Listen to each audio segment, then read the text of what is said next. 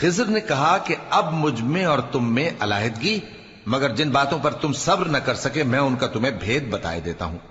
کہ وہ جو کشتی تھی غریب لوگوں کی تھی جو دریا میں محنت کر کے یعنی کشتیاں چلا کر گزارا کرتے تھے، اور ان کے سامنے کی طرف ایک بادشاہ تھا جو ہر اچھی کشتی کو زبردستی چھین لیتا تھا، تو میں نے چاہا کہ اسے عیبدار کر دوں تاکہ وہ اسے غصب نہ کر سکے۔ اور وہ جو لڑکا تھا اس کے ماں باپ دونوں مومن تھے، ہمیں اندیشہ ہوا کہ وہ بڑا ہو کر بد کردار ہوگا تو کہیں ان کو سرکشی اور کفر میں نہ پھنسا دے،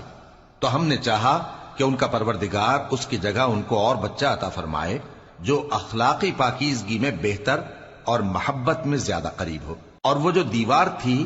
سو 2 یتیم لڑکوں کی تھی جو شہر میں رہتے تھے، اور اس کے نیچے ان کا خزانہ دفن تھا، اور ان کا باپ ایک نیک آدمی تھا۔ تو تمہارے پروردگار نے چاہا کہ وہ اپنی جوانی کو پہنچ جائیں اور پھر اپنا خزانہ نکالے۔ یہ تمہارے پروردگار کی مہربانی ہے، اور یہ کام میں نے اپنی طرف سے نہیں کیے، یہ ان باتوں کی حقیقت ہے جن پر تم صبر نہ کر سکے۔